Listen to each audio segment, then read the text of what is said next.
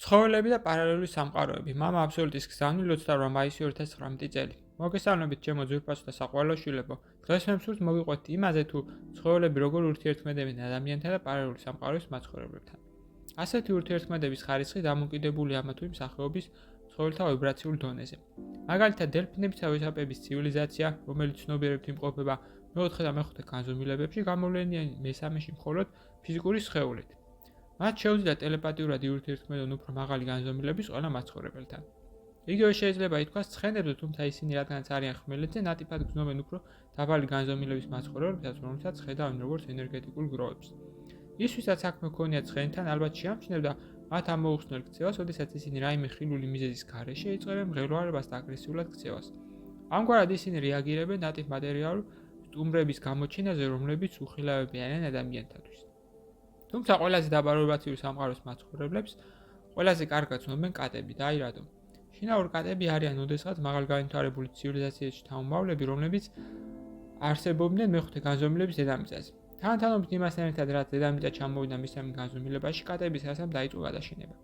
მათმა ცნობიერებამ და გარეგნულმა სახემ დაიწყო ცვლილება. ისინი მნიშვნელოვნად შემცირებულ ზომაში დამოკიდებული გახდნენ ადამიანზე.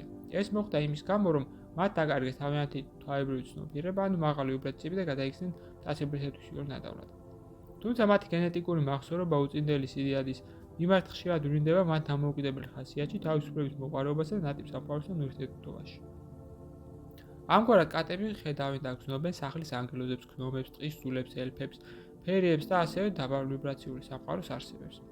ამ თვალსაზრისით ისინი ყოვლის მხილველები არიან და მათი ენერგიების ამოცნობის დიაპაზონი ძალიან დიდია. სწორედ ამით აიხსნება მათ მიერ ავადმყოფი ორგანოების ენერგიების შეგრძნება ადამიანში და ისინი ცდილობენ გამოაჯამრთელონ საყვარელი პატრონი. ამისათვის კი ხდებიან სხეულის იმ ნაწილზე, რომელიც ასხივებს ნეგატიურ ენერგიებს. თუმცა თავიანთი წინაპრებისგან განსხვავებით, თანამედროვე კატებს აქვთ საკმაოდ დაბალი ვიბრაციები და დაკარგეს ნეგატიური ენერგიის განეტრალების უნარი, რის გამოც მაგალითად სახლიდან ვეღარ ყრიან ბოროტ ცულებს. მათ მხოლოდ შეუძლიათ რომ შეითვისონ პატრონის ნეგატიური ენერგია, რითაც შეამსუბუქებენ მის ტკივილს. მათი პოტენციალი რომ გადამუშავონ ნეგატიური ენერგია უფრო მაღალია ვიდრე ადამიანის. ეს აიხსნება იმით, რომ მათში კარგად არის ენერგეტიკული თვითრეგულაცია განვითარებული.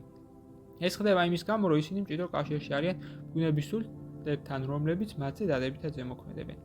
რაც შეეხება ძაღლებს, ისინი კატებზე უფრო მეტად ჩამოვიდნენ მესამე განზომილებაში და უკვე სრულად არიან დამოკიდებული პატრონის ნებაზე, რომლის მიმართაც სრულ ერთგულებას ავლენენ. ისინი არ მხოლოდ კითხულობენ მის განწყობებს და ფიზიკური მდგომარეობის ყველა ენერგეტიკულ ნიუანსს, არამედ ხშირად საკუთარ თავზე იღებენ დარტყმას.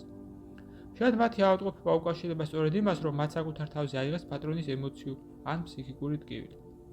ამიტომაც ჩემო ძვირფასებო, ყოველთვის გახსოვდეთ, რომ თქვენ პასუხს აგებთ საკუთარ შინაურ ცხოველებზე, რომლებიც ხშირად მზად არიან თქვენს გამო სიცოცხლის გაღებისთვისაც.